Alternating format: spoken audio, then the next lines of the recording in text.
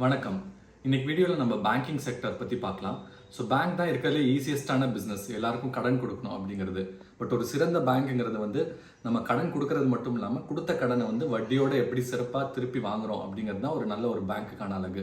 So பேங்க்கோட பேசிக் business வந்து ரொம்ப குறைவான வட்டியில் பணத்தை வாங்கி கூட வட்டியில் வந்து பணத்தை வந்து இன்னொருத்தங்களுக்கு லெண்ட் பண்ணணும். ஸோ அந்த ரெண்டு வட்டி நம்ம கொடுத்து வாங்குறதுக்கும் திருப்பி இன்னொருத்தங்களுக்கு கடன் இன்னும் கூட வட்டியில் கொடுக்குற அந்த டிஃபரன்ஸ் வந்து நெட் இன்ட்ரெஸ்ட் இன்கம் வாங்க. ஸோ இது எவ்வளோக்கு எவ்வளோ பேங்க்குக்கு கூட இருக்கோ அதுதான் வந்து அந்த பேங்க்கோட பேசிக் பிரெட் அண்ட் பட்டர்.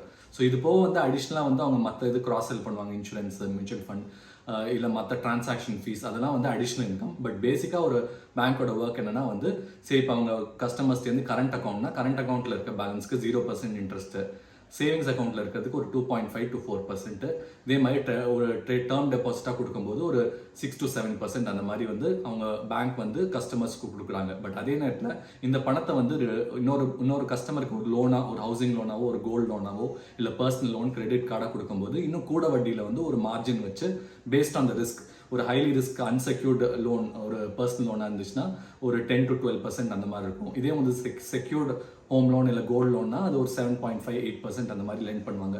ஸோ இந்த ரெண்டு அவங்க கொடுக்குற வட்டிக்கும் அவங்க இன்னொரு சைடில் வாங்குற வட்டிக்கும் இருக்க டிஃபரன்ஸ் வந்து நெட் இன்ட்ரெஸ்ட் இன்கம். அது யூஸ்வலாக ஒரு நல்ல பேங்க்குக்கு வந்து ஒரு 4% அந்த மாதிரி இருக்கும். ஸோ அந்த மாதிரி இருக்கக்கூடிய பேங்க்ஸ் வந்து நல்ல பேங்க். ஸோ பேசிக்காக நீங்கள் ஒரு பேங்க்கில் பார்க்கணுன்னா ஃபஸ்ட்டு பார்க்க வேண்டியது நெட் இன்ட்ரெஸ்ட் இன்கம், அதாவது வட்டி வருமானம் எவ்வளோ வருது அப்படிங்கிறத பார்க்கணும்.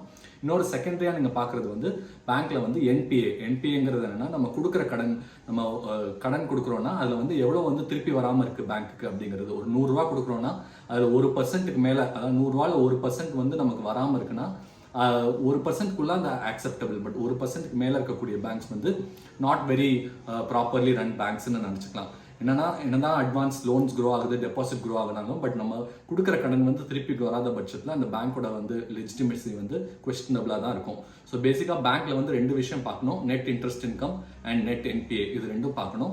அது போக இன்னொரு அடிஷ்னலாக என்ன பார்க்கணும், ஒரு க்ரோயிங் பேங்க்னு பார்க்கும்போது அது வந்து லோன் க்ரோத் எவ்வளோ இருக்குது, டெபாசிட் க்ரோத் எவ்வளோ இருக்குன்னு பார்ப்பாங்க. ஜென்ரலாக மற்ற செக்டர்ஸில் என்ன பார்ப்போம்னா வந்து பிஇ அப்படின்றத பார்ப்போம், ஏர்னிங்ஸ் பேஸ் பண்ணி இவாலுவேட் பண்ணுவோம்.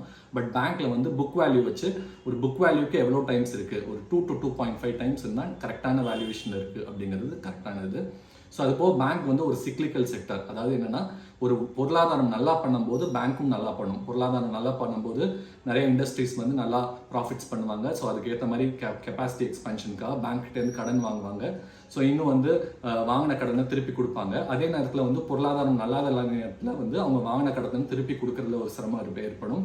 அதே நேரத்தில் இன்னும் ஃப்ரெஷ்ஷாக கடன் வாங்குறதுக்கு கஸ்டமர்ஸ் வந்து ரெடியாக இருக்க மாட்டாங்க. ஸோ ஒரு பொருளாதாரம் நல்லா பண்ணும்போது பேங்க்ஸும் நல்லா பண்ணும், பொருளாதாரம் நல்லா பண்ணாத போது பேங்க்ஸும் வந்து சரியாக பண்ணாது. ஸோ அப்படின்னா நீங்கள் இந்தியா எக்கானமியில் உங்களுக்கு நம்பிக்கை இருந்துச்சுன்னா நீங்கள் பெட் பண்ண வேண்டியது இந்தியன் பேங்கிங் செக்டர் மேலே.